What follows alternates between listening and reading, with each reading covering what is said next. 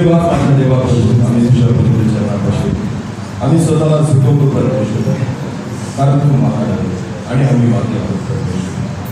आमची योग्यता नाही आणि तू योग्य आहे परमेश्वर. तू पवित्र आहे प्रभू आणि आम्ही मागे आहोत. खरंच परमेश्वर तू सामर्थ्य आहे, तू गौरवी आहे आणि परमेश्वर तिथं आम्ही धूळ आहोत. माझ्या देव तुझ्या चरणाजवळ स्वतःला झुकवतो आणि लीन करतो. हो परमेश्वर पिता, तुझ्याकडे पाहण्याची देखील आमची योग्यता नाही आहे परमेश्वर, कारण आम्ही देहामध्ये वास करतो. खरंच परमेश्वर आमच्यावर दया कर. म्हणतो मानव तू काय की त्यावर तू दया करावी आणि प्रीती करावी परमेश्वर. आमच्यावर एवढी प्रीती केली की तुझ्या एका मुलाला आमच्यासाठी या जगात पाठवलं आणि त्याच्या पवित्र रक्ताने आमच्या प्राण दिसून टाकले. धन्यवाद. आणि आज ही धन्यता दिली की तुझ्या वचनातून मी बोलू शकेन परमेश्वर. हो परमेश्वर, मी तुझ्याकडे बघतो कारण मी ज्ञानाने उन्हा माझ्या देवाचं ज्ञान मी मागतो परमेश्वर. पवित्र आत्म्याचं प्रकाशन मी मागतो प्रभू. आज जे भुकेले तहानलेले तुझी लेकरं परमेश्वर या ठिकाणी बसलेले आहेत तुझा, मी प्रार्थना करतो दे बाबा की स्वर्गीय भाकर तू दे परमेश्वर आणि आज तुझ्या लेकरांना तू तृप्त कर परमेश्वर. येणाऱ्या वचनाद्वारे तृप्त कर प्रभू. आणि परमेश्वर होऊ दे प्रभू, जी तुझी इच्छा आहे, जी तुझी योजना आहे आज आम्हाला कळू दे. तुझी वाणी आमच्या कानी पडू दे परमेश्वर.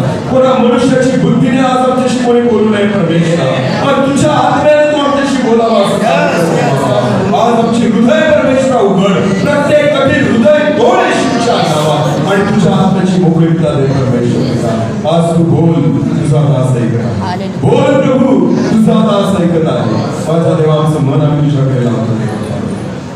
हो तुझा मजबूरताला तुझ्या हाती, तुझ्या ज्ञानाने आणि आत्म्याने भरून तुझी मी घटावा आणि तू आणावा, तुलाच महिमा मिळावी असे प्रार्थना येशू प्रभू तुझ्या पवित्र आमेन. हालेलुया. उपास प्रार्थना आहे आजपासून आणि 3 दिवस रविवार वेळापत्रक पाहिलं सकाळ संध्याकाळ कशा गोष्टी आहे.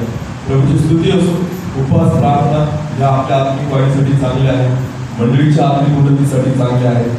ज्यावेळेस आपण उपवास प्रार्थना करतो त्यावेळेस आपल्या डोळ्यासमोर काहीतरी उद्देश असला पाहिजे, काहीतरी ध्येय असलं पाहिजे, काहीतरी हेतू असला पाहिजे की नेमकी आम्ही उपवास प्रार्थना कशासाठी करत आहोत, नेमका आमचा उद्देश काय आहे, नेमका आमचा हेतू काय आहे, नेमकं आम्हाला मागायचं काय आहे. आता समजा बाजारात आपण गेलो, कुठे गेलो? नवापूरचा बाजार कधी असतो? शनिवार. नवापूरच्या बाजारात आपण गेलो तर घरी जाताना, घरातून बाहेर निघताना, बाजारात जाताना आपण विचार करून जातो काय की बाजारातून काय काय आणायचं. बरोबर आहे ना? समजा उपवास पिढी आहे, रविवारची सगळ्यांना जेवणाची सोय आहे. मग रविवारच्या जेवणासाठी जे अन्नधान्य लागणार आहे, जो किराणा लागणार आहे, त्याची यादी बनवली जाते पहिल्यांदा. बरोबर आहे ना? का डायरेक्ट जाऊन दुकानात उभे राहतो आपण?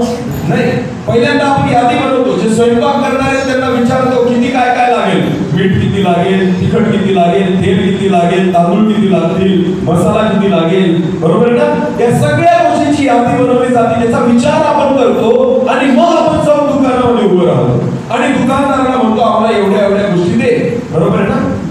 मागतो आपण त्याच्याकडून की ह्या गोष्टी आम्हाला दे आणि मग तो त्या पद्धतीने मोजून आपल्याला देतो. हालेलुया. आज परमेश्वराच्या चरणी ज्यावेळेस एखाद्या उपवास प्रार्थनेमध्ये आपण बसतो, मग ती 3 दिवसाची असेल, 1 दिवसाची असेल किंवा 40 दिवसाची असेल, उपवास प्रार्थना करताना, परमेश्वराकडे येताना काहीतरी हेतू मनामध्ये असू द्या. एक ओझं घेऊन परमेश्वराच्या चरणापाशी बसा, परमेश्वराकडे काहीतरी मागणी घेऊन बसा, परमेश्वराकडे काहीतरी गरज घेऊन बसा. प्रभूकडे बसत असताना आपल्या जीवनामध्ये अशी काहीतरी गोष्ट असली पाहिजे की मला माहिती पाहिजे की मी उपवास प्रार्थना का करत आहे, मी चर्चमध्ये का जात आहे, मी उपवास प्रार्थनेमध्ये सहभागी का होत आहे. मी सकाळपासून काहीच खाल्लं नाही, संध्याकाळपर्यंत काही खाल्लं नाही आणि 5 वाजता उपवास सोडला, याला उपवास नाही म्हणत. नेमका उपवास मी कशासाठी केला, नेमका उद्देश काय होता माझ्या उपवासाचा, नेमकं कशासाठी मी भुका राहिलो, कशासाठी मी अन्न खाल्लं नाही, कशासाठी मी त्या ठिकाणी पोट रिकामं ठेवलं. लक्षात घ्या, फक्त रिकामं पोट याला उपवास म्हणत नाही. फक्त मी दुपारी जेवण केलं नाही, सकाळी काही खाल्लं नाही, याला उपवास म्हणत नाही. फक्त त्या ठिकाणी शरीराला मी कष्ट दिले, याला उपवास म्हणत नाही. यशायाचा 58वा अध्याय बायबल स्पष्ट म्हणतं की मनुष्याच्या देहाला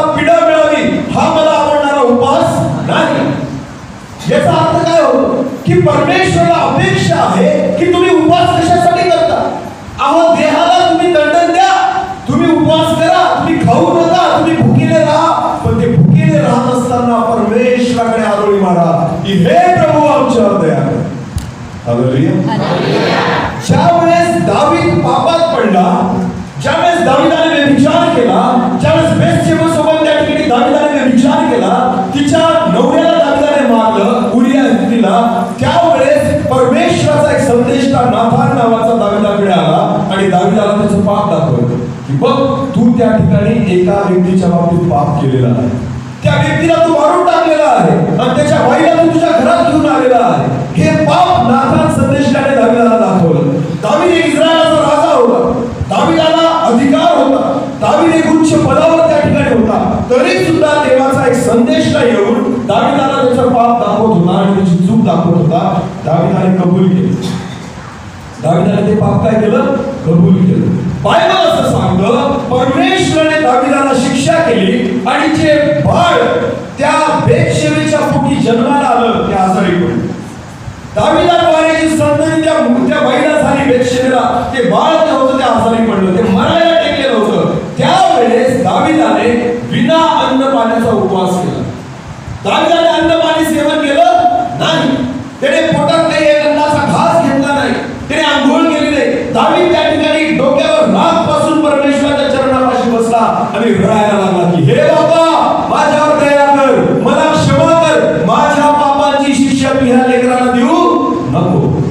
रडत होता दावीद, तोपर्यंत रडत राहिला जोपर्यंत ते मूल जिवंत होतं, तोपर्यंत रडत राहिला जोपर्यंत त्या मुलाच्या शरीरामध्ये प्राण होता.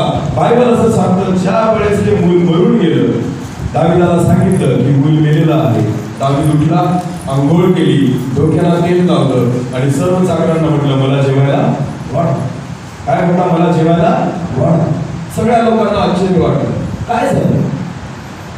आतापर्यंत रडत होता, मूल जिवंत होतं तेव्हा तू रडत होता, मूल जिवंत होतं त्यावेळेस तू अन्न खात नव्हता, मूल जिवंत होतं तेव्हा तू उपवास करत होता, आता मूल मरून गेलं आणि आता म्हणतो मला खायचं. आता वास्तविक रडायला पाहिजे ना, आता रडायला पाहिजे ना, पण तू आता म्हणतो मला खायला द्या.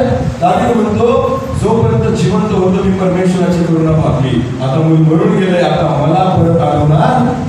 मी कितीही रडलो आणि कितीही प्रार्थना केली तरी ते मूल आता जिवंत होणार नाही. त्या परमेश्वराचे योग्य आहे, त्या परमेश्वराने केलं. Hallelujah, hallelujah. लक्षात घ्या, जोपर्यंत संधी आहे प्रार्थना, जोपर्यंत संधी आहे तोपर्यंत रडा, जोपर्यंत परमेश्वराने. बघा, आज अनेक मंडळांची अवस्था अशी आहे ना, त्या गेलेल्या लेकरा, त्या मरायला टेकलेल्या लेकरा समाज झालेली आहे. थोडा जीव वाक्य आहे, आज मरायला थोडंसंच राहिलेलं आहे. एक वचन आपण वाचून घेऊ, एक वचन वाचू. प्रगटीकरणाचं पुस्तक काढू, प्रगटीकरण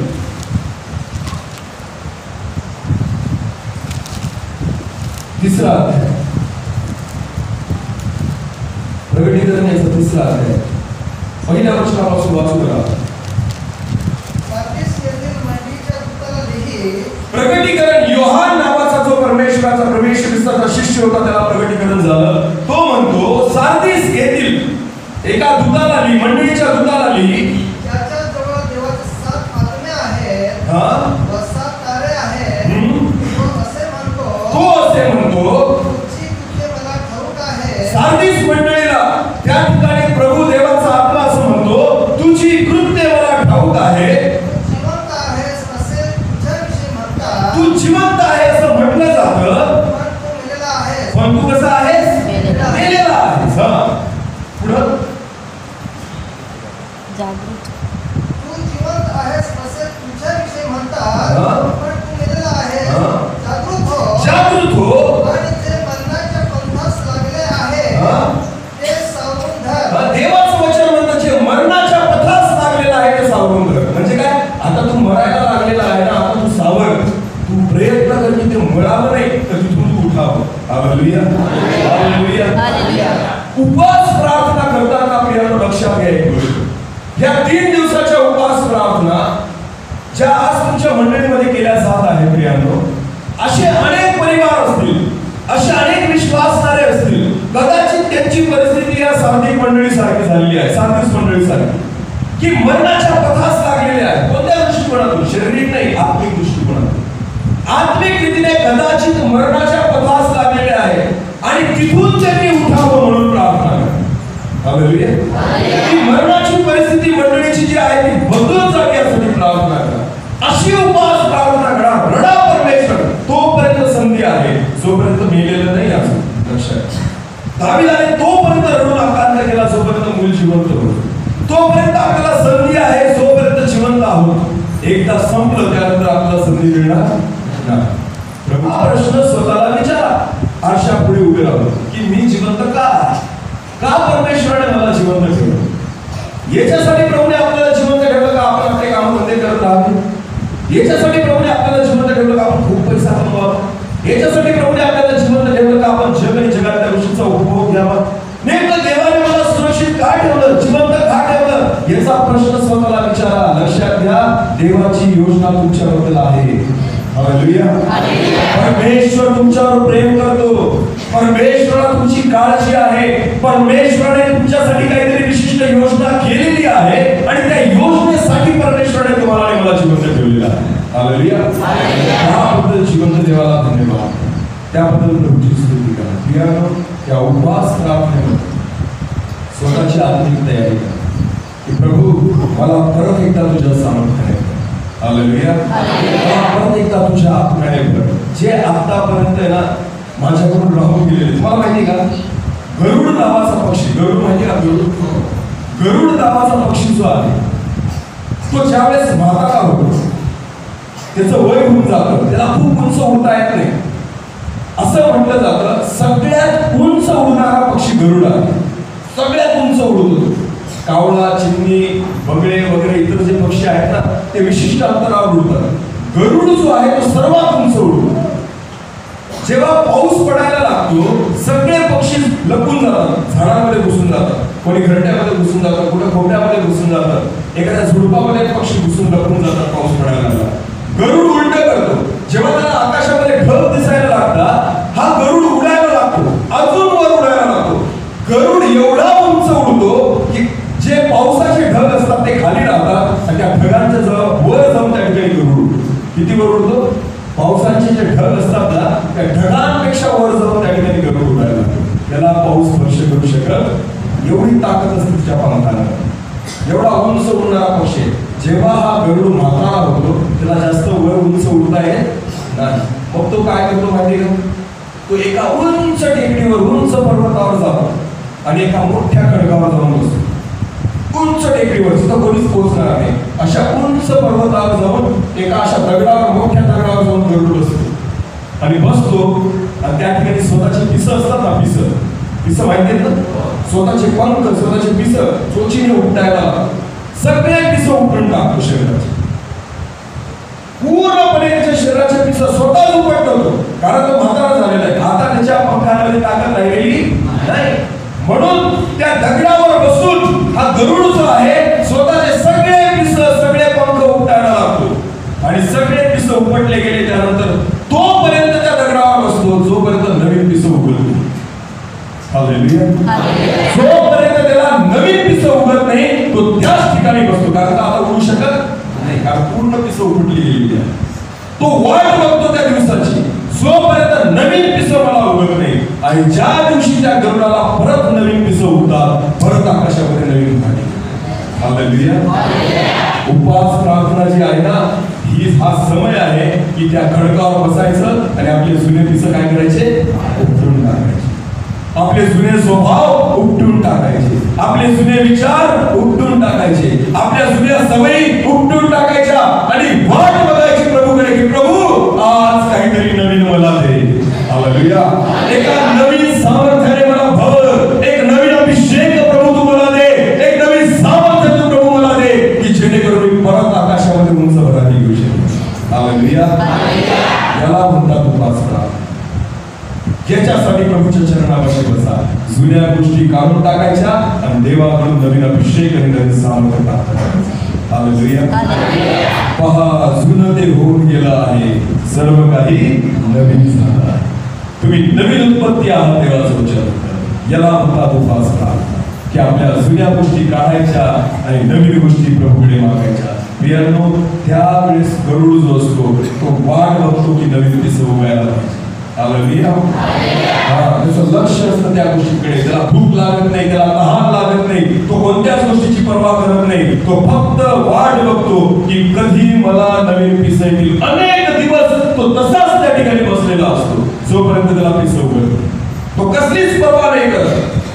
तो उपवासामध्ये असतो त्या ठिकाणी. हालेलुया. नवीन सामर्थ्य जर तुम्हाला प्राप्त करायचं आहे तर उपवासाशिवाय पर्याय नाही. तुम्ही उपवास प्रार्थनेशिवाय परमेश्वराकडून काही प्राप्त करू शकत नाही. बायबल असं सांगतं, ज्यावेळेस प्रभू येशू ख्रिस्ताने सेवेला सुरुवात केली त्यावेळेस प्रभू येशू ख्रिस्ताने सुरुवात करण्याच्या अगोदर किती दिवस उपवास केला? 40 दिवस. किती? 40 दिवस प्रभू येशू ख्रिस्त उपवासामध्ये होता, रानामध्ये होता, जंगलामध्ये होता. त्याने अन्न पाणी सेवन केलं नाही असं बायबल म्हणतं. ज्या वेळेस 40 दिवसानंतर प्रभू येशू ख्रिस्त परत त्या ठिकाणी इस्रायलामध्ये आला, लोकांमध्ये आला, पहिला चमत्कार प्रभू येशू ख्रिस्ताने केला. काय? काना गावामध्ये पाण्याचा द्राक्षरस. हालेलुया. एक सामर्थ्य घेऊन प्रभू येशू ख्रिस्त त्या ठिकाणी आलेला होता. एक नवीन अभिषेक घेऊन प्रभू येशू ख्रिस्त त्या ठिकाणी आलेला होता. पूर्णपणे पवित्र आत्म्याने परिपूर्ण होऊन प्रभू येशू ख्रिस्त त्या ठिकाणी आलेला होता.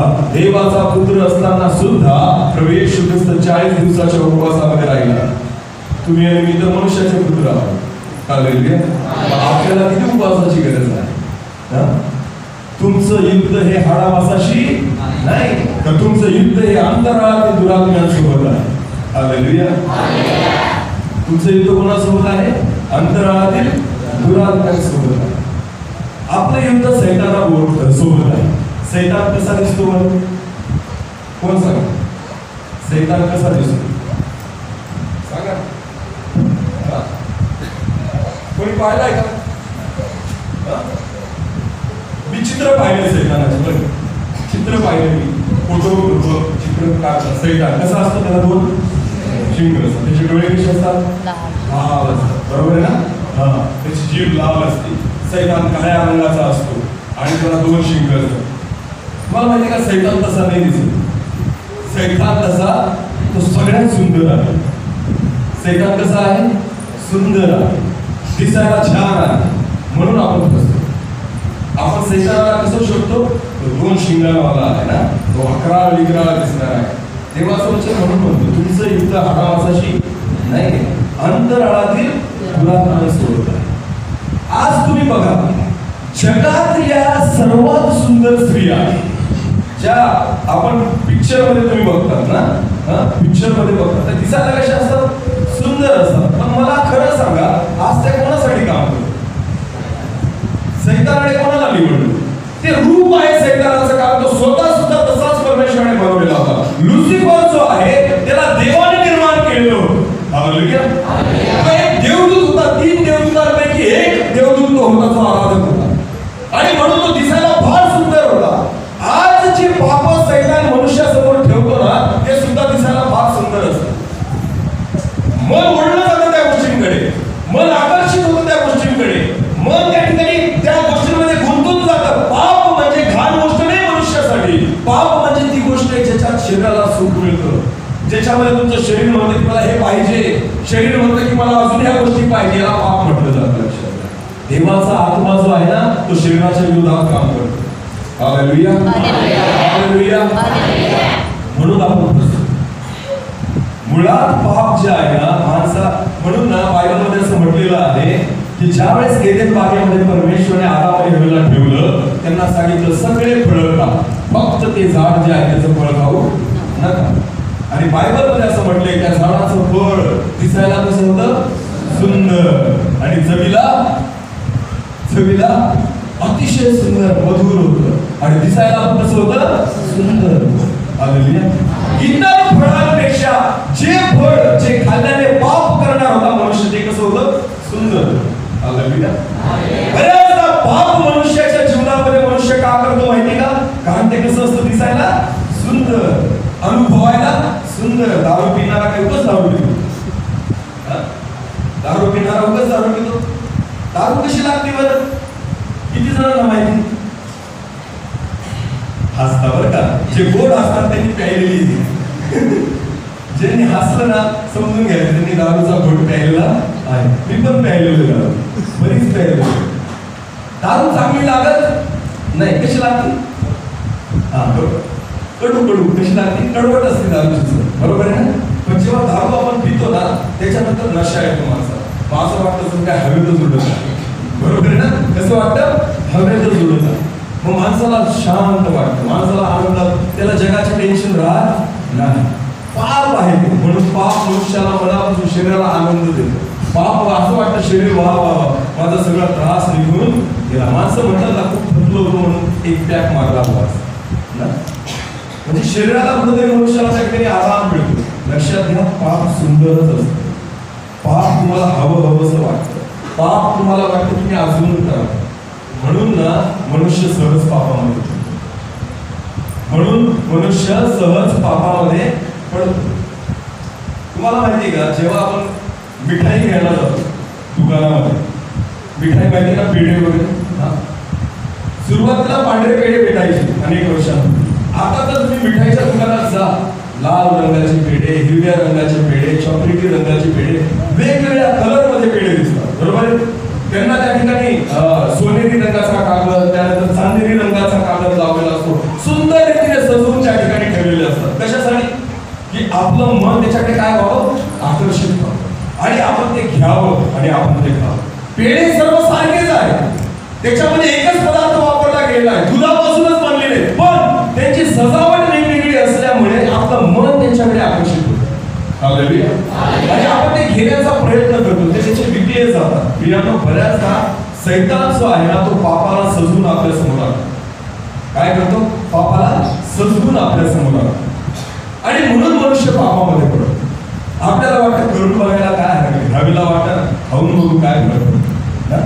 दिसायला तर खूप सुंदर आहे ते फळ, खाल्लं तर काय फरक पडतो. हवेने तोडलं आणि खाल्लं आणि बायबल असं सांगतं त्या दिवशी ते पापात पडलं. लक्षात घ्या, खूप सावध राहा. पाप दिसतं चांगलं, पाप तुम्हाला त्याच्याजवळ ओढतं. मनुष्य पैसा कमवतो पण 2 नंबरचा पैसा जास्त गोड लागतो. समजतंय? 2 नंबरचा पैसा, नंबरचे पैसे असतात 1 नंबरचा आणि 2 नंबरचा. हा 1 नंबरचा पैसा कष्टाचा असतो ना, काम काढायचा आणि मग पैसा भेटतो, त्याला म्हणायचा. 2 नंबरचा कसा असतो? बिना घाम घालायचा डायरेक्ट जास्त पैसा. इथं आम्हाला महिना भरायची वाट बघावी लागते पगार यायला. 2 नंबरच्या पैशाचं तसं नाही. 2 नंबरचे वाईट कामं करा आणि 2 नंबरचा पैसा मिळवा. तो पैसा जो आहे ना प्रियानो, तो पैसा खूप मोठ्या प्रमाणात येतो, लोकांना खूप आवडतो. लक्षात. आणि मनुष्य पापामध्ये पडतो. मोह जो आहे तो मनुष्याला पापामध्ये टाकतो. म्हणून तुम्हाला सांगतो, सैतानाच्या चालीरीतीपासून खूप वाचून राहा, खूप लक्षपूर्वक बघा, कारण सैतान पाप सजून तुमच्या समोर चालू करतो आणि म्हणून मनुष्य पापामध्ये पडतो. कारण मुळात पाप दिसायला सुंदर असतो आणि सैतान सुद्धा 2 शिंगावाला नाही, तो सुद्धा दिसायला सुंदरच आहे. म्हणून मनुष्य फसून जातो की नेमका सैतान कोणता. तुम्ही त्या भूताला शोधत फिरताय, मुळात तो तसा नाही, मुळात तो तसा नाही. आज तरुण मुलांना आणि मुलींना पिक्चरच्या गाण्यांनी येड लावलेलं आहे, वेड झालेले आहेत ते. मोबाईल मध्ये त्यांच्या बघा हिरो हिरोईनचे फोटो आहे, हे कोणाचे फोटो आहे? लुसिफराचे फोटो घेऊन फिरतायत तुम्ही. तो दिसायला सुंदरच आहे, त्याने फसवलंय तुम्हाला. आज ते अर्धनग्न अवस्थेमध्ये त्या ठिकाणी ते व्हिडिओ बघतात मुलं आणि मुली, तरुण मुलं मुली मोठ्या प्रमाणात नादात लागलेले त्या पिक्चरच्या आणि सिनेमाच्या. त्या घातक गोष्टी त्या ठिकाणी बघतात. सैतान ते दाखवतो मनुष्याला आणि मनुष्य त्या पापामध्ये पडतो, कारण ते दिसायला सुंदर असतं. लक्षात घ्या, यालाच पाप म्हणतात, ज्याच्याकडे तुमचं मन त्या ठिकाणी ओढलं जातं, ज्याच्याकडे मनुष्य त्या ठिकाणी ओढला जातो, ज्याच्याकडे मनुष्याचं मन. कारण मुळात तुमच्या देहामध्ये जो स्वभाव आहे ना तो पापाचा आहे. लक्षात. मनुष्य जन्मताच काय आहे? पापी आहे. म्हणून तो जन्म घेतानाच काय घेऊन येतो? पाप घेऊन जन्माला आहे. लक्षात. शेतामध्ये तुम्हाला गहू पेरावा लागतो, तर काय उगवतो? गहू पेरल्यावर काय उगवेल? गहू. बाजरी पेरल्यावर, ऊस लावल्यावर ऊस. पण काहीच पेरू नका शेतामध्ये, गवत आपोआप उगवतं. गवत पेरावं लागतं का? का बरं? का बरं नाही पेरावं? कारण तो जमिनीचा काय आहे? स्वभाव आहे. जमिनीचा काय आहे? जमिनीमध्ये गवत पेरावं लागत नाही. तुम्ही मागच्या बाजूला बघा किती गवत वाढलेलं आहे, दिसतंय का? ते कोणी पेरायला गेलं होतं का? नाही, ते आपोआप उगवलं. कारण तो जमिनीचा काय आहे? स्वभाव आहे. ते तुम्हाला पेरावं नाही लागत. तसंच पाप मनुष्याच्या जीवनामध्ये पाप पेरावं नाही लागत, ते तुमच्यामध्येच आहे. समजतंय का तुम्हाला? कोणत्याच घरामध्ये आई वडील शिकवत नाही की तू मोठा झाल्यावर दारू पी. कोणत्याच घरामध्ये आई वडील शिकवत नाही की तू खोटं बोल. कोणत्याच घरामध्ये आई वडील शिकवत नाही की तू व्यभिचार कर. कोणत्या शाळेमध्ये शिक्षण दिलं जात नाही. तरी मनुष्य चुकतो आणि पाप करतो, कारण तो त्याचा काय आहे? स्वभाव आहे. तो जन्मताच हे स्वभाव घेऊन जन्माला येतो. तो जन्मताच पाप घेऊन जन्माला येतो. म्हणून लक्षात घ्या, हा देह जो आहे, हे शरीर जे आहे ना, ते पापाकडे लगेच ओढलं जातं. हालेलुया. आणि म्हणून प्रियांनो, सावध राहा, कारण पाप दिसायला सुंदर आहे. ह्या दिवसामध्ये आज आपण देवाच्या वचनातून ज्या गोष्टी, मी फक्त तयारी करत आहे वचनाची, अजून आपण वचनाकडे गेलोच नाही. जे वचन आज आपण बघणार आहोत, अजून त्या वचनाकडे गेलोच नाही. पण ज्या वचनाकडे आपल्याला जायचं आहे त्याची तयारी आपण करतो की काय प्रभू तुमच्याकडून अपेक्षा करत आहे. का आपण उपवास प्रार्थना करतो, का आपण चर्चला येतो, का आपण बाप्तिस्मा घेतला, का आपण प्रभू येशू ख्रिस्तावर विश्वास ठेवला. चला आपण आता वचनाकडे कोरिन्थीस पहिले पत्र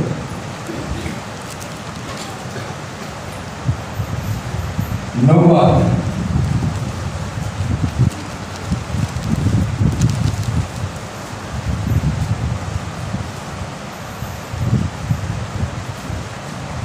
कोरिन्थीस पहिले पत्र 9 अध्याय 24 वचन आपण वाचू. बायबल म्हणतो, पौल म्हणतो, शर्यतीत धावणारे सर्वच धावतात. आता नीट लक्ष द्या. शर्यत म्हणजे काय? शर्यत माहिती का तुम्हाला? वचन काय वाचलं आपण? शर्यतीत धावणारे सर्वच धावतात. शर्यत म्हणजे काय? स्पर्धा. कसली?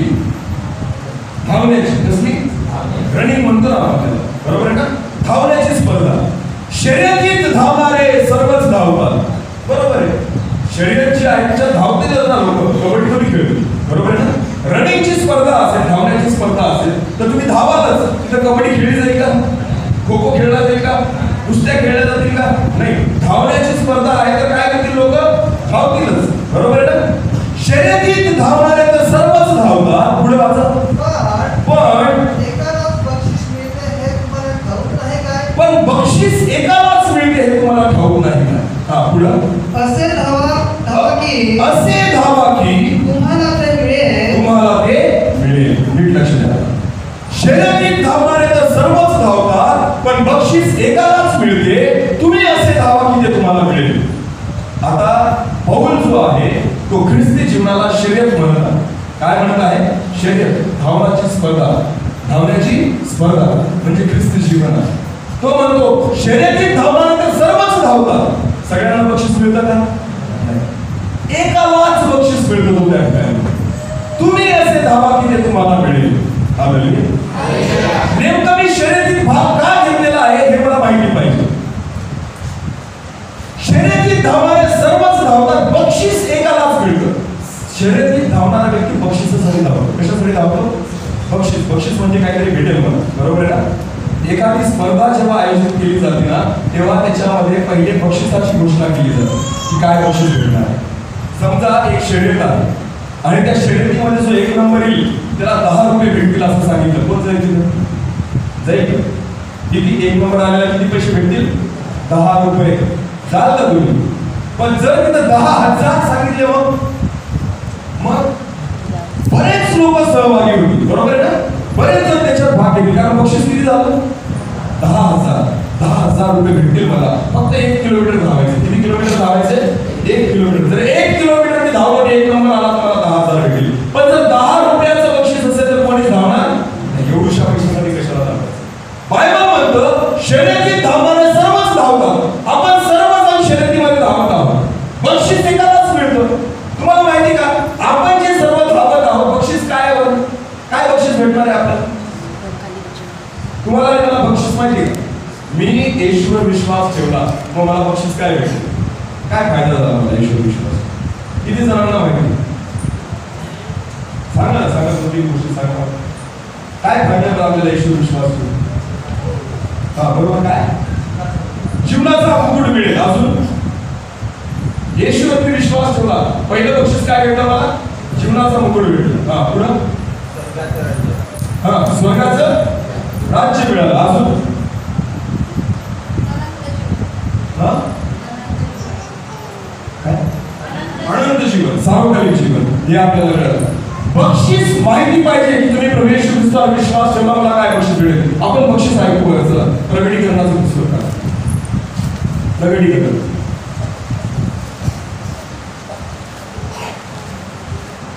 प्रगटीकरणामध्ये 7 मंडळ्या आहेत. त्या 7 मंडळ्यांना प्रभू देवाचा आत्मा काही गोष्टी शिकवत आहे. आणि त्या 7 मंडळ्यांना शिकवत असताना शेवटी सगळ्या मंडळांमध्ये एक वाक्य पाहूया. सर्वांना सारखं प्रभू म्हणतो. बघा आता नीट वाचा. मी जे जे वचन सांगतो ते वाचा. प्रगटीकरण 2रा अध्याय आणि 7वं वचन वाचा. जिसके कान हो वह सुन ले कि आत्मा कलीसिया से क्या कहता है. जो जय पाए, जो विजय मिळवतो, मैं उसी से जीवन के पेड़ में से जो परमेश्वर के स्वर्गलोक में है फल खाने को दूंगा. बायबल असं म्हणतं, जो विजय मिळवतो त्याला देवाच्या बागेचे झाड, जीवनाचे झाड आहे, त्यावरचे फळ मी खावयास देईन. हालेलुया. विजय मिळवतो. विजय केव्हा मिळवतो आपण? जेव्हा स्पर्धेमध्ये मी काय घेतो? भाग घेतो. शर्यतीत धावणाऱ्यांना सर्वच धावतात. तुम्ही असे धावा की ते तुम्हाला मिळेल. बायबलमध्ये तुम्हाला आणि मला पौल देवाचं वचन म्हणतं, शर्यतीत धावणाऱ्या सर्वच धावतात, बक्षीस एकालाच मिळतं. बरोबर ना? बक्षिसाबद्दल आपण बघत आहोत. बक्षीस नेमकं काय आहे? बायबल असं म्हणतं, जो विजय मिळवतो त्याला देवाच्या बागेचे जीवनाचे झाड आहे, त्यावरचे फळ मी खावयास देईन. हालेलुया. देवाच्या बागेचे जीवनाचे झाड आहे. एदेन बागेमध्ये जीवनाचं झाड होतं, आठवतं का? तिथून आदाम आणि हवेने पाप केलं आणि त्यांना प्रभूने काय केलं? तिथून काढून टाकलं, बाहेर हाकलून दिलं. परत त्यांना तिथं जाता आलं नाही. तिथं देवदूताला ठेवून एक फिरणारी तलवार प्रभूने ठेवली की त्यांनी आतमध्ये जाऊ नये. लक्षात घ्या, बायबल म्हणतो, जो विजय मिळवतो त्याला देवाच्या बागेचे जीवनाचे झाड आहे, त्यावरचे फळ मी खावयास देईन. हालेलुया. ज्या वेळेस तुम्ही या शर्यतीमध्ये भाग घेतात आणि बक्षीस मिळवतात, पहिलं बक्षीस तुम्हाला काय भेटेल? ते फळ खायला भेटेल, जे आदाम आणि हवेला भेटलं नाही. हालेलुया. जे फळ त्या एदेन बागेमध्ये देवाने लावले होतं, जीवनाच्या झाडाचं फळ, एकदा जर ते फळ खाल्लं तर मरण तुमच्या जीवनात राज्य करणार.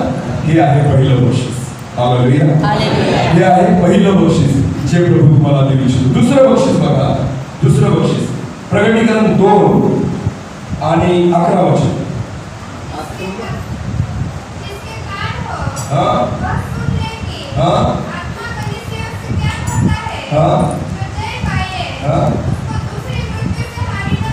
बायबल म्हणतं, जो विजय प्राप्त करतो त्याला दुसऱ्या मरणाची बाधा होणार नाही. हालेलुया. पहिलं मरण काय आहे? देहाचं मरण आहे. पहिलं कसलं मरण आहे? देहाचं. जो जन्माला आला तो एके दिवशी काय होणार आहे? मरणार. कोणीच कायमस्वरूपी जिवंत राहणार नाही. हा शरीर, हे शरीर, हा देह आपल्याला इथं सोडायचंय. बायबल म्हणतो, जो विजय प्राप्त करतो त्याला दुसऱ्या मरणाची बाधा होणार नाही. हालेलुया. दुसरं मरण म्हणजे नरक आहे. दुसरं मरण म्हणजे न्याय आहे. दुसरं मरण म्हणजे परमेश्वर प्रभू येशू ख्रिस्त न्याय निवाडा करून मनुष्य जो पापामध्ये जाईल त्याला त्या ठिकाणी नरकामध्ये टाकणार आहे, नरक अग्नीमध्ये टाकणार आहे. दुसरं मरण आहे. बायबल म्हणतं, जो विजय प्राप्त करतो त्याला दुसऱ्या मरणाची बाधा होणार. याचा अर्थ तो नरकात जाणार नाही. हे किती बक्षीस आहे? दुसरं बक्षीस. तिसरं बक्षीस नीट लक्ष द्या. प्रगटीकरण 2 आणि 17 वचन. आत्मा मंडळांना काय म्हणतो? हा, ज्याला कान आहे ते ऐको. हा, जो विजय मिळवतो, जो विजय मिळवतो त्याला गुप्त राखलेल्या मांडण्यातून मी देईन. आणि मी त्याला पांढरा खडा देईन. त्या खड्यावर नवे नाव लिहिलेले असेल. तो खडा घेणाऱ्यांशिवाय कोणालाही ठाऊक होणार नाही. बायबल म्हणतो त्याला मी नवं नाव देईन. हालेलुया. तुमच्या जुन्या नावाने प्रभू तुम्हाला ओळखणार. तुमचं जुनं नाव परमेश्वर काढून टाकेल. बायबल म्हणतं, मी एक त्याला पांढरा खडा देईन आणि त्या पांढऱ्या खड्यावर तुमचं नवीन नाव लिहिलेलं असेल. हालेलुया. आपण या जगामध्ये जगतो, आपल्याला आधार कार्ड लागतं. बरोबर आहे ना? आता सगळीकडे आधार कार्ड मागतात. तुम्ही सांगितलं माझं नाव हे आहे, एवढंच विश्वास नाही करू, आधार कार्ड दाखवतो, बरोबर आहे ना? बायबल म्हणतं की तुम्ही स्वर्गामध्ये जाल, जेव्हा विजय प्राप्त कराल, बक्षीस मिळवाल, तेव्हा तुम्हाला एक नवीन पांढरा घडा भेटेल. त्याच्यावर तुमचं काय लिहिलेलं असेल? नवं नाव. हालेलुया. स्वर्गामध्ये तो खडा चालेल. आधार कार्ड चालणार, कोणतंच का रेशन कार्ड चालणार, त्या खड्यावर तुमचं नाव लिहिलेलं असेल बायबल. हे आहे तिसरं बक्षीस जे परमेश्वर तुम्हाला देणार आहे. एक नवीन नाव. हालेलुया. एक नवीन ओळख परमेश्वर तुम्हाला देणार आहे. एक नवीन जीवन प्रभू तुम्हाला देणार आहे. त्या परमेश्वर एक नवीन नावाने त्या ठिकाणी तुम्हाला हात मारणार आहे. हे तिसरं बक्षीस आहे. पुढे वाचू आपण प्रकटीकरण 2:24 वचन. जो जय पाए और मेरे नामों के अनुसार अंत तक करता रहे, मैं उसे जाति जाति के लोगों पर अधिकार दूंगा. जाति जाति के लोगों पर अधिकार दूंगा. मी त्याला राष्ट्रांवर अधिकार देईन. हालेलुया. चौथं बक्षीस आहे परमेश्वराकडून. बघा, एकच स्पर्धा आहे. बक्षीस किती आहे? 7. किती बक्षीस आहे? 7. एका स्पर्धेत एकच बक्षीस असतं, पण प्रभूने तुम्हाला आणि मला किती बक्षीस ठेवलेले आहे? 7. एकच स्पर्धा जिंकायची आहे तुम्हाला. एकचदा त्या ठिकाणी धाव पूर्ण करायची, एकचदा विश्वास राहायचंय. 7 बक्षीस घेऊन जा तुम्ही. हालेलुया. बायबल म्हणतं राष्ट्रावरचा अधिकार मी तुम्हाला देऊन टाकतो. हालेलुया. सर्व लोक तुमच्या अधीनतेमध्ये राहतील. परमेश्वराचं वचन म्हणतं मी तुम्हाला राष्ट्रांवरचा अधिकार त्या ठिकाणी देईन. एका गावाचा नाही, एका तालुक्याचा नाही, एका जिल्ह्याचा नाही, एका राज्याचा नाही, एका देशाचा नाही, राष्ट्रांवरचा अधिकार. अनेक राष्ट्रांवर प्रभू तुम्हाला अधिकारी नेमले. हालेलुया. एवढे मोठे बक्षीस आहे, एवढे मोठे बक्षीस आहे. आणि आपण कशासाठी भांडतो? कशासाठी भांडतो? लहान सहान गोष्टींसाठी भांडतो. देवाने तुम्हाला एवढे मोठे बक्षीस ठेवलेले आहे. असे धावा तिथे तुम्हाला मिळेल. हालेलुया. आपण धावणं सोडून दिलेलं आहे, पळत नाही, कारण आपलं लक्ष बक्षिसाकडे नाही. आज माणसाला काय वाटतं माहिती का? डोळ्याला दिसणारे आशीर्वाद आम्हाला मिळाला. देवा, आपण प्रार्थना काय करतो माहिती का? जे दिसतं त्याच्यासाठी प्रार्थना करतो. प्रभू, माझ्या शेतीला उत्पन्न दे, माझ्या व्यवसायाला आशीर्वाद दे, माझ्या अडचणी दूर कर, माझ्या गरजा भागव. त्याच गोष्टी ज्या इथं आहेत त्याच्यासाठी आपण मागतो. किती लोक प्रार्थना करतात की प्रभू मला स्वर्गीय गोष्टी दे. चांगली गोष्ट आहे, आप जेवण करतात, तुमची स्तुती असते. बरेच लोक नाहीच मागत देवाकडे की प्रभू आम्हाला त्या गोष्टी दे, कारण माहितीच नाही आपल्याला तिथं काय भेटणार आहे असं. हालेलुया. आपल्याला माहितीच नाही. म्हणून या गोष्टी आज मी तुम्हाला सांगत की कशासाठी आपण धावतोय, कशासाठी मी प्रार्थना करतो, कशासाठी मी चर्चमध्ये येतो, कशासाठी मी उपवास करतो, काय बक्षीस मला मिळणार आहे. हे बक्षीस आहे जे परमेश्वर तुम्हाला देणार आहे. जीवनाच्या झाडाचं फळ प्रभू तुम्हाला खायला देणार आहे. हालेलुया. प्रभू तुम्हाला एक नवीन नाव त्या ठिकाणी देणार आहे. परमेश्वर तुम्हाला राष्ट्रांवरचा अधिकार त्या ठिकाणी देणार आहे. अहो, परमेश्वरने एवढे बक्षीस तुमच्यासाठी ठेवलेले आहेत, त्या बक्षिसांकडे स्वतःचं लक्ष लावा. तेव्हा तुम्ही असे धावाल ना की कोणाच्या धाकी लागणार. हालेलुया. पाऊल म्हणतो तुम्ही असे धावा की ते तुम्हाला मिळेल. पण केव्हा तुम्ही धावू शकता माहिती का? जेव्हा तुम्हाला बक्षीस माहिती असेल. हालेलुया. जेव्हा तुम्हाला त्याची किंमत माहिती असेल तेव्हा तुम्ही असे धावाल की ते तुम्हाला मिळेल. जेव्हा नवापूरला गेलो समजा आणि नवापूरवरून तुम्हाला जायचं नंदुरबार, संध्याकाळ झालेली, अंधार पडत आणि शेवटची गाडी आहे 7 वाजता. किती वाजता? एक उदाहरण सांगतो.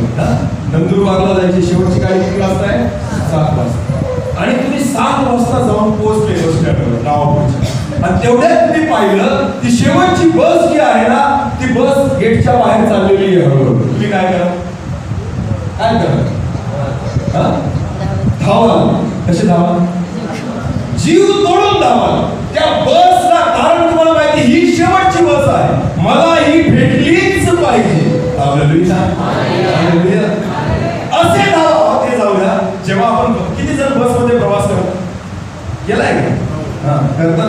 आपल्या महाराष्ट्राच्या बसमध्ये प्रवास करण्याची एक वेगळीच मजा आहे ना. ज्या वेळेस आपण पाहतो लग्नाचा सीझन असतो, खूप गर्दी असते बसमध्ये ना. जेव्हा एखादी बस येते आणि त्या बसला लोक अक्षरशः मुंग्यांसारखी लटकतात. माहिती का तुम्हाला? मुंग्यांसारखी. कशासाठी? बरं काय भेटावं? सीट भेटावं. बरोबर आहे ना. कोणी रुमाल टाकेल, कोणी बॅग टाकेल, एवढंच काय लहान लेकरांना सुद्धा खिडकीतून टाकून देतात. हालेलुया. रुमालचं ठीक आहे नाही का? मोबाईल टाका बरं, टाकेल का कोणी? टाकेल का मोबाईल? टाकेल. मुलांना टाकतात. म्हणजे याच्यापेक्षा मोबाईलपेक्षा आपल्या मुलांपेक्षा जास्त किमतीचं काय आहे आपल्याकडे? मुलांमध्ये एवढा जीव नाही आपला जेवढा कशामध्ये. मग मोबाईल टाका ना तिथं सीट सापडण्यासाठी. नाही तिथं मोबाईल लेकरांना बळजबरी त्या काचेमधून त्या खिडकीमधून कोंबून त्या ठिकाणी आतमध्ये टाकतात. काय मिळवण्यासाठी? जागा, सीट मिळवण्यासाठी. बसून प्रवास करतात, धडपडून एकमेकांना ठोसे मारून त्या गर्दीमधून असे बरोबर घुसण्याचा प्रयत्न त्या ठिकाणी करतात. मागून दार उघडतात, कोणी ड्रायव्हर साईड मधून घुसतं, कोणी खिडकीमधून घुसतं. फक्त मला एक जागा मिळाली एवढी धडपड. स्वर्गात घेऊन जाते का ती अशी तुम्हाला? कुठे घेऊन जाते? स्वर्गात घेऊन जाते का? कुठे फक्त जायचं असतं आपल्याला? गावात. ती गेली तर दुसरी भेटणारच आहे. नाही जागा भेटली तरी उभं राहून पण जाता येणारच आहे. एवढी धडपड आपण त्या ठिकाणी करतो की कसलीच पर्वा करते. पण मला एक सांगा, स्वर्गात जाण्यासाठी किती धडपड चालली आहे? स्वर्गात जाण्यासाठी एवढी धडपड करतो का? आज मीटिंग चुकली, उद्या जाऊ ना, काही फरक नाही का? बरेच लोक असं विचार करतात, किती दिवसाची उपवास प्रार्थना आहे? किती? 3 आजची पण धरू ना आपण, 4 धरू आपण नाही का? 4 दिवसाची उपवास मीटिंग आहे. आपण काय करू? शेवटचे 2 दिवस आपण, किती दिवस? 2 दिवस. पहिले 2 दिवस मी माझे कामं करेन. शेवटचे 2 दिवस धडपड नाही आपली. एक मीटिंग करेल, सकाळची नाही जमणार, संध्याकाळच्या मीटिंगला आम्ही येऊ. कारण सकाळी आम्हाला कुठे जायचंय? शेतात. कुठे जायचंय? शेतात. सकाळी आमचं काम आहे, गावापूरला जायचं, थोडं काम आहे, तर ते काम करून येतो. मग संध्याकाळची मीटिंग बरोबर येतो का पास्टर? आम्हाला दिवसात जमणार. आणि कुठे जायचं आम्हाला? कुठे जायचंय? स्वर्ग. अहो, तुमच्या जागेवर दुसराच कोणीतरी येऊन बसून जाईल. तुमच्या सीटावर दुसराच येऊन बसून जाईल. लक्षात घ्या, इथं सीट रिझर्व करा, इथं सीट बुक करा. त्या बसमध्ये सीट सापडवण्यासाठी जशी धडपड करतात ना, तसं स्वर्गातलं सीट मिळवण्यासाठी पण धडपड करा. नाही तर तुमचं सीट कोणाला तरी दुसऱ्यालाच प्रभू देऊन टाकेल. समजतंय का तुम्हाला? समजतंय का? एका बसमध्ये चढणं जर इतकं कठीण आहे, स्वर्गात चढणं इतकं सोपं आहे का? इतकं सोपं आहे का? आश्रमशाळा आहे का ती? धर्मशाळा आहे का? कोणी पण जाईल? देवाच्या राज्यामध्ये जा. म्हणून तर पौल म्हणतो, शर्यतीत धावणारे सर्वच धावतात, तुम्ही असे धावा की ते तुम्हाला मिळेल. हालेलुया. धावणारे खूप आहे, बक्षीस सगळ्यांना मिळत नाही. तुम्ही असे धावा की ते बक्षीस तुम्हाला मिळेल. हालेलुया. धडपड करा, तळमळ असू द्या, प्रयत्न करा की प्रभू मला ते बक्षीस मिळावे यासाठी मी प्रयत्न करतो. मला काही येऊ दे, मला ते स्वर्गीय राज्य पाहिजे. काही असो, हे 7 बक्षीस मला मिळू दे परमेश्वर पिता. हे 7 बक्षीस मला दे. त्या जीवनाच्या झाडाचं फळ मला खायची इच्छा आहे. पापाच्या झाडाचं फळ तर खाल्लं आपल्या पूर्वजांनी, आदामाने आणि हवेने, बरोबर आहे ना? बऱ्या वाईटाचं ज्ञान करून देणाऱ्या झाडाचं फळ, आणि आतापर्यंत भोगतोय आपण ते पाप, बरोबर आहे की नाही? मग आता जीवनाच्या झाडाच्या फळाची चव घेण्याची वेळ आलेली आहे. हालेलुया. ते बक्षीस आहे जे प्रभू तुम्हाला आणि मला देणार आहे. त्या बक्षिसाकडे, ते बक्षीस मिळवण्यासाठी धडपड करा आणि प्रयत्न करा. इतकं सहज स्वर्गाचं राज्य भेटणार. असे धावा की ते तुम्हाला मिळेल. असं समजायचं ही शेवटची बस आहे, याच्यानंतर बस नाही. जीव तोडून धावा की मला ती बस भेटलीच पाहिजे. हालेलुया. मला जागा भेटलीच पाहिजे, मला सीट भेटलंच पाहिजे, मला स्वर्गाच्या राज्यामध्ये जागा भेटलीच पाहिजे. अशी धडपड करा, त्यामुळे स्वर्गीय जीवन तुम्हाला त्या ठिकाणी भेटेल. इतकं सोपं नाही, इतकं सोपं नाहीये. ख्रिस्ती जीवन ही शर्यत आहे, एक स्पर्धा आहे, ज्याच्यामध्ये तुम्हाला जीव तोडून धावायचा आहे. आजूबाजूला बघून चालणार सगळेजण तुम्ही नेहमी धावता, पण सध्या वेगळंच झालेलं आहे. ख्रिस्ती लोकांनी धावणं सोडून दिलं, नुसत्याच खेळतात, एकमेकाशी भांडणं चाललेली आहे. स्पर्धा कसली आहे? धावण्याची. आणि लोक काय खेळतात? नुसत्या मंडळांमध्ये भांडण, संस्थेमध्ये भांडण, चर्चमध्ये भांडण चाललेले आहेत की नाही? स्पर्धा कसली आहे? धावण्याची. आणि लोक काय खेळतायत? बक्षीस भेटेल का? बक्षीस भेटेल? समजा तुम्ही कुस्ती खेळायला गेले, पैलवान आहात तुम्ही, आणि तिथे जाऊन कबड्डी खेळायला लागले, बक्षीस भेटेल? स्पर्धा कसली? कुस्त्यांची. तुम्ही काय करता? कबड्डी. चालेल का? नाही. धावण्याच्या स्पर्धेत काय खेळावं लागेल तुम्हाला? धावावंच लागेल. शिद्ध कुस्त्या खेळून चालेल का? पण आज चाललं काय मंडळात? धावणं सोडून दिले बऱ्याच ना, वेगळेच खेळ चाललेले आहेत मंडळामध्ये. शर्यती बंद केलं, धावणं बंद केलं. आपलं धावणारा व्यक्ती कधीच आजूबाजूला बघत त्याचं लक्ष कुठं असतं? समोर जिथं टार्गेट आहे, जिथं मला पोहोचायचं. जर तो आजूबाजूला बघेल ना, त्याचा स्पीड कमी होतो. समजते का तुम्हाला? ज्या पोरांनी तरुणांनी कोणी रनिंग केलेली असेल त्यांना माहिती असेल, जर तुम्हाला 1 नंबर यायचा असेल तर तुम्ही इकडं तिकडं बघून पळणं चालत नाही. सरळ बघून तुम्हाला पळावं लागतं. माझ्या आजूबाजूचा माग आहे का पुढे काही घेणं नाही, मला फक्त पुढे पोहोचायचं आहे. तर तुम्ही 1 नंबरला येऊ शकता, अन्यथा येऊ शकत नाही. खरं सांगा, मंडळीमध्ये आपण पुढे बघून धावतोय का? काय एकमेकांकडेच बघतोय आपण? हा ना माझ्याबद्दल असंच बोलला, ही ना माझ्याबद्दल असंच बोलली, तिचं काही खरं नाही, त्याचं काही खरं नाही, आता काही स्वर्गात जाणार. अनेक लोक असे न्याय करतात काय, हा आता काही स्वर्गात जाणार. एका देवाच्या दासाने असं म्हटलेलं आहे, स्वर्गात गेल्यानंतर 3 गोष्टी तुम्हाला दिसतील ज्याचं तुम्हाला आश्चर्य होईल. हे लक्ष द्या. स्वर्गात गेल्यानंतर 3 गोष्टींचं तुम्हाला आश्चर्य होईल. 1, स्वर्गामध्ये तुम्हाला असे लोक दिसतील ज्यांची कधीच तुम्ही अपेक्षा केली नव्हती. समजते का? स्वर्गामध्ये तुम्हाला काही लोक असे दिसतील ज्यांच्याबद्दल तुम्ही कधीच विचार केला नव्हता की ते स्वर्गात असतील म्हणून. कारण स्वर्गात कोणाला घेऊन जायचं आणि कोणाला नाही घेऊन जायचं हे काम कोणाच्या हातात आहे? देवाच्या हातात. आपण आपल्याला असं वाटतं हा एका स्वर्गात जाणारच नाही, काय अजिबात स्वर्गात जाणार नाही. म्हणून एका देवाच्या दासाने म्हटलं, स्वर्गात गेल्यानंतर तुम्हाला 3 गोष्टींचं आश्चर्य होईल. पहिली गोष्ट, असे लोक दिसतील ज्यांच्याबद्दल तुम्हाला वाटलं नव्हतं ते स्वर्गात येतील, पण ते स्वर्गामध्ये असतील. हालेलुया. दुसरं आश्चर्य, असे लोक दिसतील, असे लोक तुम्हाला दिसणार नाही ज्यांच्याबद्दल तुम्हाला खात्री होती की ते स्वर्गात जातील, पण ते तुम्हाला शोधून तिथं सापडणार नाही. प्रत्येक प्रभूची म्हणणाऱ्याचा प्रवेश स्वर्गाच्या राज्यात होणार. मी तुझ्या नावाने भूत काढले, तुझ्या नावाने रोग बरे केले, तुझ्या नावाने संदेश दिला. प्रभू म्हणतो तू माझ्या नजरेपासून दूर हो, कारण मी तुला ओळखत नाही. तुम्ही म्हणाल पास्टर कुठे गेले?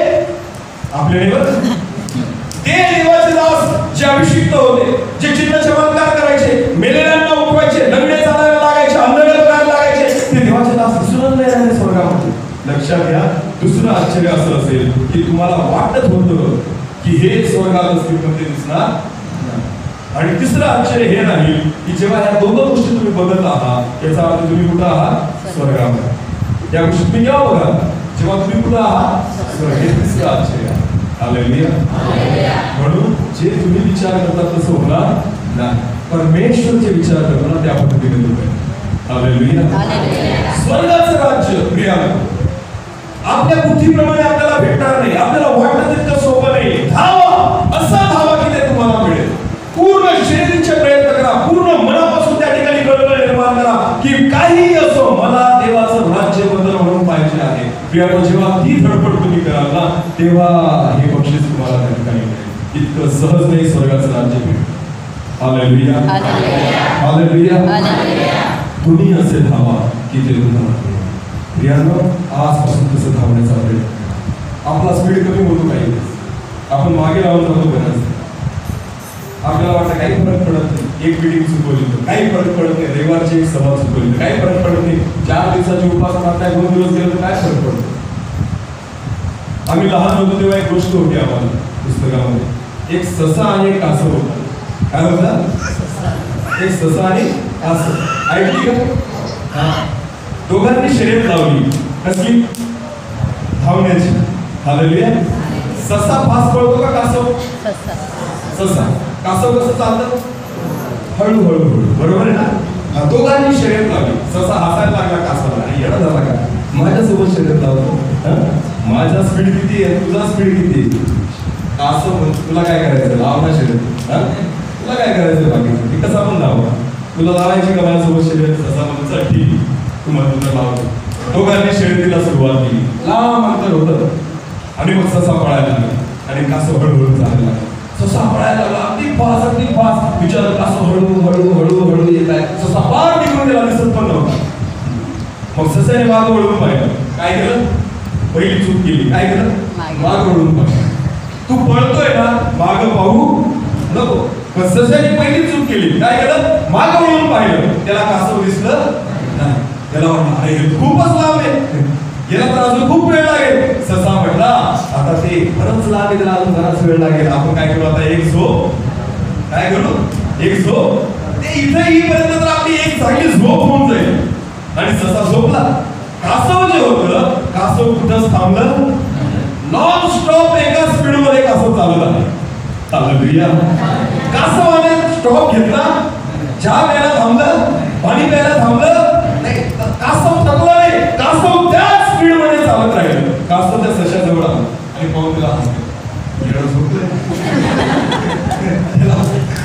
त्याला पाहून हसलं. हे येडं झोपलंय. त्याला नाही उठवलं कासवाने. कासव तसंच चालत राहिलं. हालेलुया. आणि कासव चालत राहिलं आणि जाऊन त्या ठिकाणी जाऊन पोहोचलं ज्या ठिकाणी त्यांना शर्यत संपवायची होती. एक नंबर कोणाचा आला?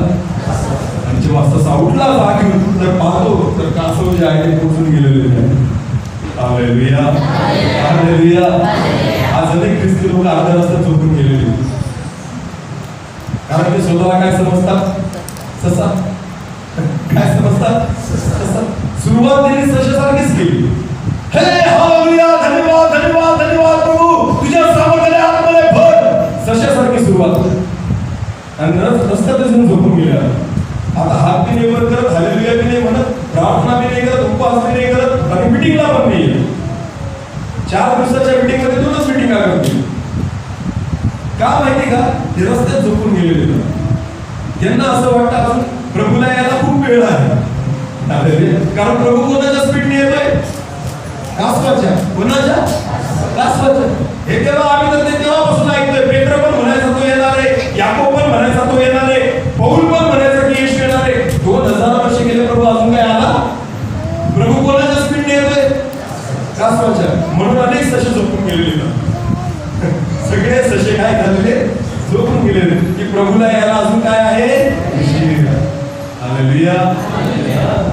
प्रभू कासवाच्या स्पीडने येतोय आणि ख्रिस्ती मंडळ्या झोपल्या, बोलायला लागल्या रस्त्यामध्ये. आता पास्टर बिचारे जागवायसाठी बोलवतात आम्हाला, सर या उठवाय ना की आपल्याच रस्त्यातून झोपून गेले. अनेक ठिकाणी आम्ही जातो सेवेसाठी, देवाचा वचनाचा प्रचार करण्यासाठी, काम उघडणी करण्यासाठी, काम ओढण्यासाठी. हालेलुया. म्हणून बऱ्याच ठिकाणी आम्हाला परत बोलवतच नाही, कारण आम्ही चिमटे घेऊन येतो लोकांना. काय घेऊन येतो? चिमटे. आमच्या तोंडून निघणार, माझ्या सांगतो मी, माझ्या तोंडून निघणाऱ्या शब्दाला गोड नसतात. कारण मला स्वतः तिखट खायला आवडतं. हालेलुया. माझ्या जिभेला तिखट खायची सवय आहे. मी मिरच्या खूप खातो, म्हणून तोंडातून गोड गोष्टी निघत नाही, म्हणून टोचतातच जास्त. हालेलुया. म्हणून बऱ्याच ठिकाणी मला दुसऱ्यांना बोलवत नाही. आणि मी पहिल्यांदा जातो तर असं सांगून येतो की जेणेकरून तुम्ही दुसऱ्यांना बोलूच नका. हालेलुया. हालेलुया. अहो गरज आहे या गोष्टीची, कारण सशे झोपलेले रस्त्यामध्ये. अनेक ख्रिस्ती लोकांनी या ठिकाणी आता झोपून घेतलेलं आहे. अजून प्रभूच्या येण्याला खूप उशीर आहे. अजून काही देव लवकर येणार. तुम्हाला माहिती का, सध्या जगामध्ये ज्या गोष्टी घडत आहेत, एका क्षणामध्ये प्रभूने सगळं जग बदलून. मागचं वर्ष आठवा, मार्च महिना आठवा, सगळं जग चाललेलं होतं. माज होता लोकांच्या अंगामध्ये. काय होता? माज. आम्ही मिळवलं, आम्ही कमवलं, आम्ही हे केलं, आम्ही ते केलं. देवाने एकाच मिनिटात म्हटलं आता गप्पच राहावं. काय म्हटलं? आता बाहेर निघाला तर याद राहा, घराच्या बाहेर कोणीच निघायला तयार नाही. पंतप्रधानापासून तर सरपंचापर्यंत सगळे घरात बसले लॉकडाऊन मध्ये. कोणाची हिंमत बाहेर निघायची झाली? बाहेर कोण उभा होता? कोरोना. कोण उभा होता? कोरोना. हा कोरोना कोणी पाठवला? कोणी पाठवला? सांगा ना मला. ज्या मनुष्याला वाटत होतं ना, मी याचा शोध लावला, मी त्याचा शोध लावला, मी एवढं मिळवलं, मी एवढं कमवलं, मी पैशाने काही करू शकतो. लोक पैशाच्या पेट्या घेऊन दवाखान्यामध्ये भीक मागत होते, आम्हाला एखादा बेड द्या, आमचा पेशंट आजारी आहे, त्याला ऍडमिट करूया. लाखो रुपये घेऊन लोक त्या ठिकाणी दवाखान्यामध्ये रडत बसलेले होते की आमच्या पेशंटला जागा द्या. तरी सुद्धा पेशंटला जागा भेटत नव्हती. मनुष्याला देवाने त्याची लायकी दाखवून दिली की पैसा तुला वाचू शकत नाही. हालेलुया. तुझी ओळख, तुझी पद, तुझी प्रतिष्ठा तुला वाचू शकत नाही. तुझी संपत्ती, तुझं धन तुला वाचू शकत नाही. मनुष्याला मनुष्याची लायकी देवाने दाखवून दिली एवढ्या वर्षात. सगळा माज मनुष्याचा त्या ठिकाणी उतरून टाकला त्या वर्षात. लॉक. हालेलुया. लायकी मनुष्याची मनुष्याला परमेश्वर पटवून देतात. या 1.5 वर्षात प्रभूने आपल्याला आपली योग्यता दाखवून दिली आहे.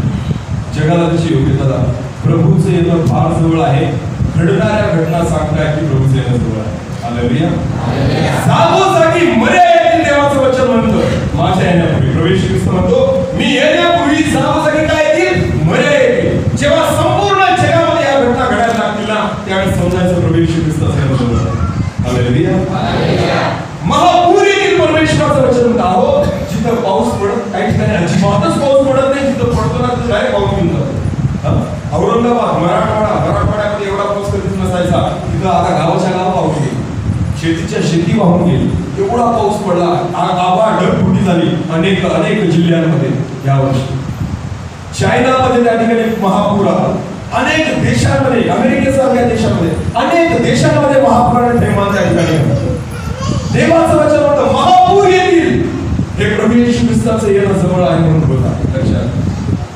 प्रत्येक ऋषीवर्तमान 24व्या अध्यायामध्ये आपल्याला सर्व गोष्टी पाहायला मिळतात की प्रभूने शेवटच्या काळाची लक्षणं सांगितलेली आहेत. लक्षात घ्या, तो जरी तासवाच्या स्पीडने येत आहे ना, तर आता तो जवळ येऊन गेलेला. झोपा काढू नका. आता झोपेतून जाग होण्याची वेळ आलेली आहे. हालेलुया.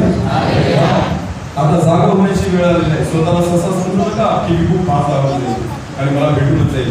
बायबल असं म्हणतं, शर्यतीत धावणारे सर्वच धावतात, तुम्ही असे धावा की ते बक्षीस तुम्हाला मिळेल. त्या कासवासारखं धावायचा. कसं की न थकता न थांबता एका स्पीडने मला धावत जायचंय. अनेक ख्रिस्ती लोकांनी सुरुवात केली अभिषेकाने, सामर्थ्याने, चिन्ह चमत्काराद्वारे. खूप प्रार्थना, खूप उपवास सुरुवातीला. आणि जसे काही वर्ष निघून गेले, इतके थंड झाले, इतके गार झाले की आता त्यांना हलून सुद्धा उठत नाही. आता प्रार्थना अजिबातच सुरू. काल मी आम्ही सिताडीला गेलो होतो. एक गाव होतं.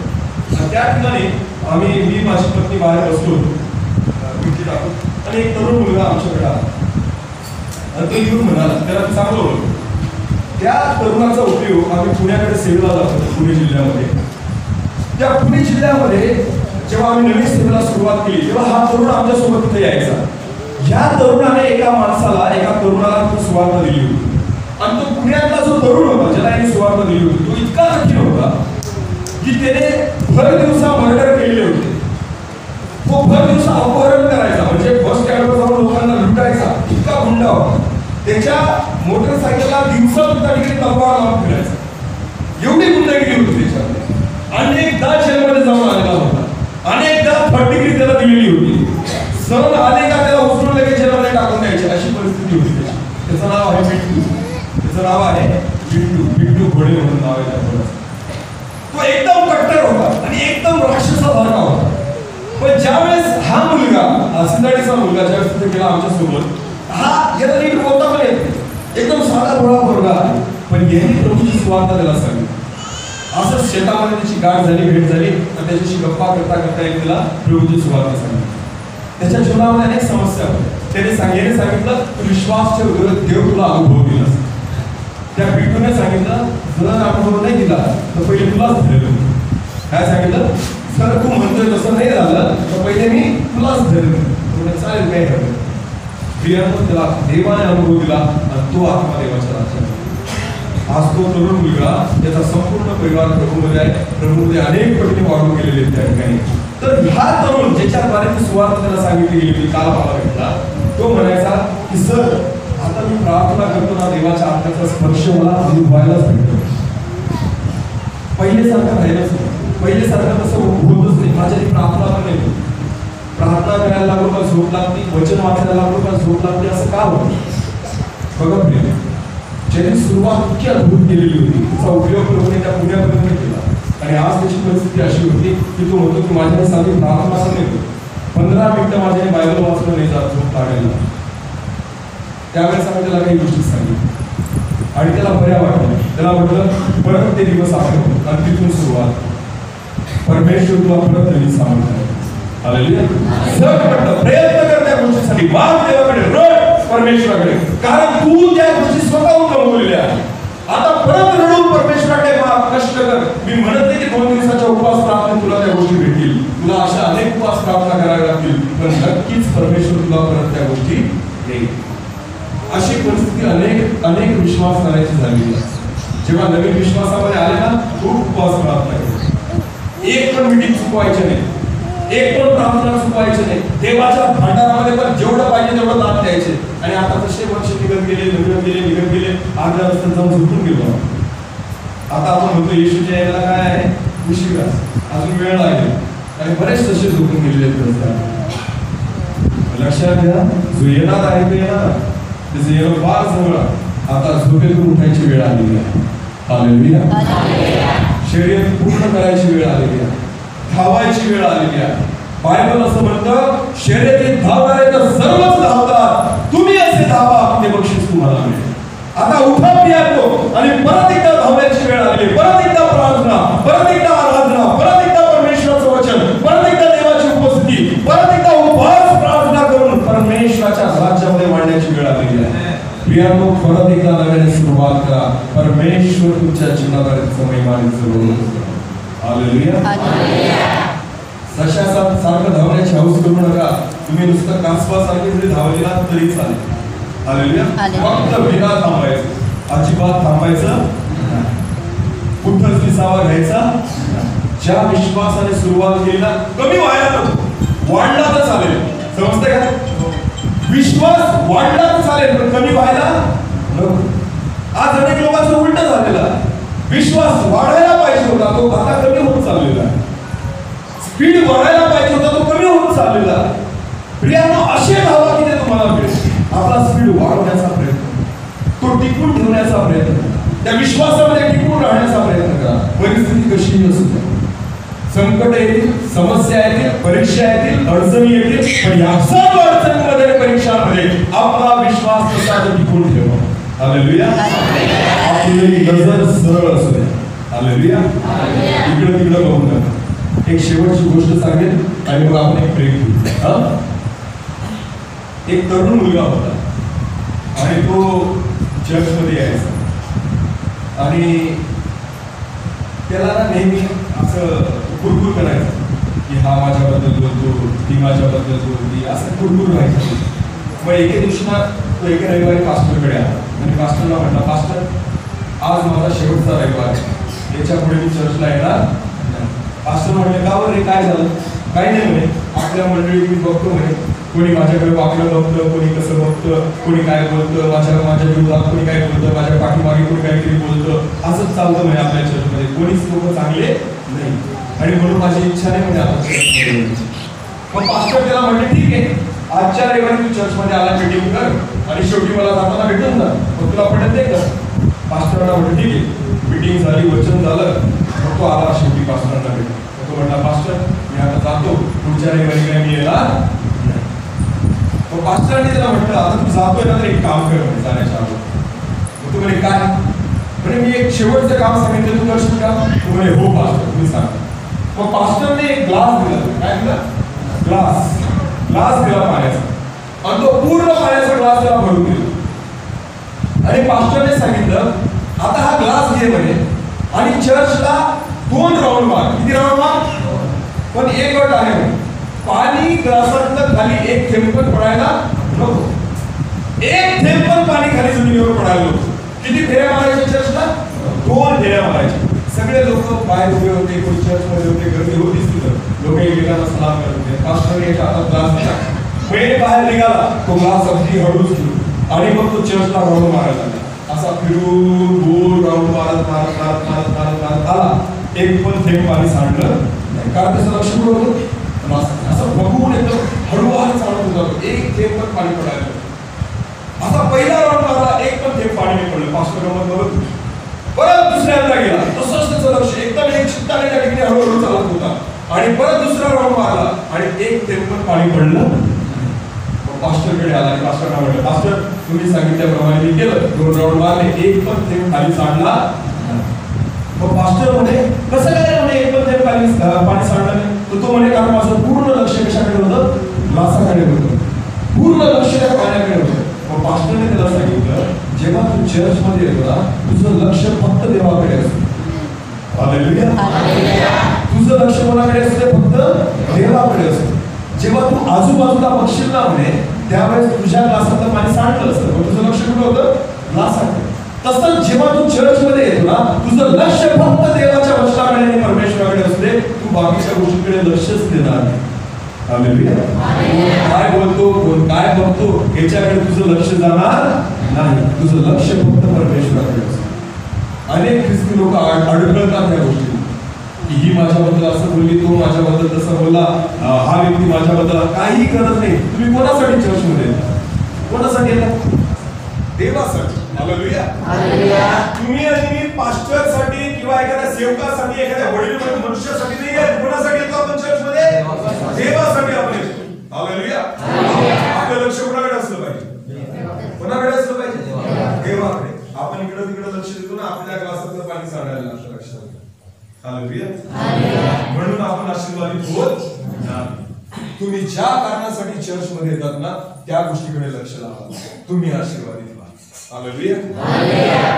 जेवण करताना आपलं लक्ष आपल्या ताटात असतं का, शेजारच्या ताटात बघून खातो आपण, असं खातो का, असं कसं खातो, आपल्या ताटात बघून ना. आमच्या शाळेत एक शिक्षक होते, वर्ष आहे, वर्ष काय ना, वर्ष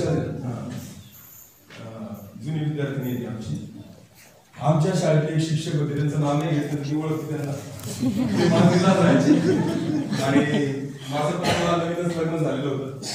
आणि मांजरीला कसं होतं, 12 तास लाईट नसायची. किती तास, मला वाटतं मी काय 7-8 महिने मांजरीला राहिलोय त्या तिथे एक खोली करून. त्यावेळेस परिस्थिती कठीण होती आमची. मग त्यावेळेस आम्ही तिथे राहायचो. मग रात्रीचं जेवण असायचं ना, ते सर जे होते ते एकटे होते, म्हणून ते हॉस्टेलचं जेवण मागवायचे हॉस्टेलमधून. आणि ते कसं असतं, तांदूळ जो असतो ना आपला भात, त्या भातामध्ये ते काळे किडे असतात बघा, माहिती ना. काही वेळेस ते राहून जात. आमच्या इथं ते निवडायचे, पण थोडेफार राहूनच जायचे काही वेळेस, 1-2-3 ना.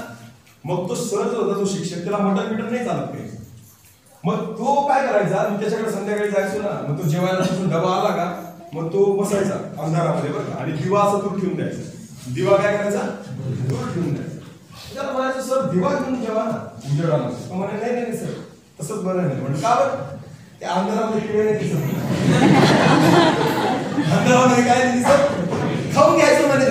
पण ते किडे दिसले का जेवण जात नाही. पण अंधारामध्ये कसं असतं म्हणे, काही समजत नाही काय खातो काय, म्हणून तो अंधारामध्ये बसूनच त्या ठिकाणी खाऊन घ्यायचं. समजतं का? बऱ्याचदा तुम्ही ना परमेश्वराकडे लक्ष देत नाही, आजूबाजूला लक्ष देता.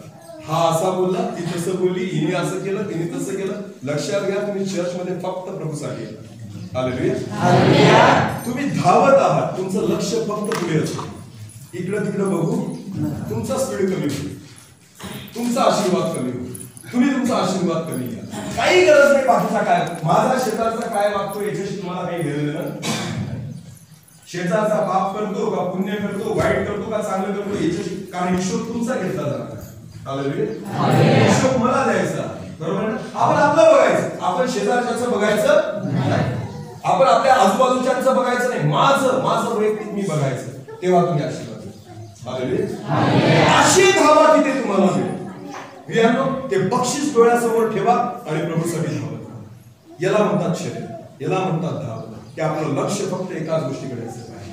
इकडं तिकडं मी बघणार, माझं पूर्ण मन आणि पूर्ण चित्त मी देवाच्या रस्त्यामध्ये त्या ठिकाणी, परमेश्वराकडे माझं चित्त मी लावेल, तेव्हा तुम्हाला बक्षीस मिळेल. तोपर्यंत बक्षीस मिळणार. 11 वाजलेले प्रियांनो, आपण थोडा ब्रेक घेऊ, प्रार्थना करू आपण आणि मग एक गाणं करू. धन्यवाद पिता तुझे या समयाबद्दल आभार देऊ तुझा. आज परत एकदा तुझ्या वचनापर्यंत खरंच परमेश्वर पिता आमची मदत करते. हे वचन आम्ही ऐकलं परमेश्वर पिता, केवळ ऐकलं नाही तर वचनावर विश्वास करू. 20 पट 60 पट 100 पट वर देणारे कर आणि माझा देवा आम्हाला तुझ्या इच्छेप्रमाणे चालण्यासाठी